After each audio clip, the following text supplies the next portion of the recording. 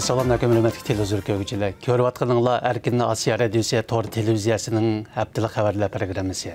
Programımız xoş gəldinizlər. Məzkur proqramımızda muş bir həftə jarayonida radiomuzda Uyğurlarga dair anlatılğan bir qism mühim xəbərlərimizni əsiltib ötdümiz. Mən Erkin. Mən Gülçehra. Tövəndə diqqətinizlər xəbərlərimizin təfsilatları da basın. 26 Mart günü Amerika Tashqi ishlar ministri Mike Pompeo Amerikadagi bir qism Uyg'ur shohidlarni maxsus qabul qilib, ular bilan Uyg'ur jamiyatining ahvoli to'g'risida suhbatlashdi. Suhbat jarayonida Uyg'ur shohidlar Uyg'urlar duch kelayotgan siyosiy, iqtisodiy, diniy va madaniyat jihatlaridagi zulmlardan ma'lumotlar berib, Uyg'urlarning Amerika hukumatidan kutadigan talablarini yetkazdi. Bu qitimqi uchrashishdan keyin o'tkazilgan muxbirlarning kutuvli yig'inida Mike Pompeo Xitoy hukumatini nomussizlarcha 220-chilik qilib kelmoqda deb aybladi. Yaqında Qashqardagi Uyg'ur boylaridan o'ymilik sodagiri Roman Idrisning 2018-yil oktyabrda lagerda jon uzganligi oshkor bo'ldi. Mərhum Roman Idrisning muaciratdagi nəvrisi Najmiddin bu haqda ma'lumot berib, bovisi və kichik bovisining lagerga elib ketilgandan keyin 2018-yilning oxirlari ilgir keyin bo'lib jon uzganligini bildirdi. Ma'lum bo'lishicha, Roman Idris jamiyati Qashqarda ximiyaviy o'g'it sodisi, uy mulk tijarati va restoran sodasi qilish orqali zo'r boylik to'plagan ekan. Ular lagerlarga elib ketilganda, ularning barliq mol-mulki musadir qilingan. Ularning urug' tuqqanlaridan 50 ta kishi tutqun qilingan. Uyg'ur diyorida bargan sari avjiga chiqayotgan siyosiy bostirishlarda Uyg'ur tilining yo'qotish nishoni qilinayotganligi ma'lum.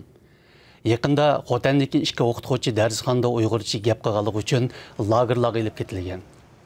Aloqador uchurlarda ma'lum bo'lishicha, Xitoy hukumati navbatda vatanparvarlik, davlat tilini so'yishdan boshlanadi degan shior ostida Uyg'urlarni hamma joyda Xitoy tilida so'zlashga majburlamoqda ekan. Muxbirimizning ahvol aniqlashi davomida Qashqar suv idorasining kadri Turg'un Osimning lagerga elib ketilishida uning shu joydagi masjid chiqish harakatida aktiv bo'lmaganligi, shuningdek, uning 220-chilik qilgan deb ayblanganligi oshkorlandi. Mush haftada Qashqar va Xotan qatorliq joylarda tekshirishda bo'lgan Xitoy mamlakatlik siyosiy kengashining raisi Wang Yang rayon vaziyatining muqimligini davomlashtirish uchun uch xil kuchlarga zarba berishni texnik kuchaytirish lozim deb yo'l yo'riq bergan. Chinchengoning davomli vazifa o'taydiganligining olg'a surilishi, Uyg'ur diyorida 4-qitimliq umumiy xalq salomatlik tekshirilishining boshlanishi, yana kelib hamma joyda Uyg'ur kadrlarining masala topshirish harakatining yuqori pallaga chiqishi qatorliq ahvollar bo'lsa, zo'r sondagi yana bir turkum Uyg'urlarning pat yaqinda lagerlarga yo'llanganligini ishora qilmoqda. Bundan ilgari Uyg'ur avtonom rayonining raisi Shuhrat Zokir lagerlarga ehtiyoj qolmaganda asta-asta tarqitiladi degan edi. Uyg'ur madaniyati zo'r yo'qotishga duch kelayotganda muhojiratdagi Uyg'urlarning bu yilgi Navro'z bayrami vatan va ona yurt sevgisi mazmunidagi faoliyatlar orqali texmo jonliq o'tkazildi. Navro'zlik faoliyatlar orqali chet elda tug'ilib o'sgan Uyg'ur farzandlarga bir qitimliq jonliq bo'lgan vatanparvarlik dars o'tilganligi bo'lsa, ko'p qism ota-onalarni mamnun qildi.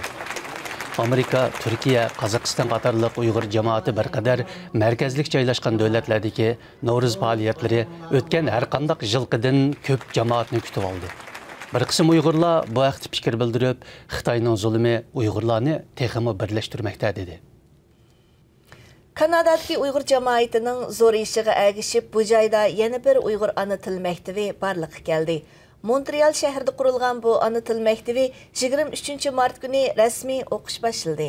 Ma'lum bo'lishicha, bu ana til maktabida asoslik qilib Uyg'ur tili va Uyg'ur san'ati temasidagi darslar o'tildigan bo'lib, yana qo'shimcha islom diniga doir umumiy bilimlar o'tildi ekan.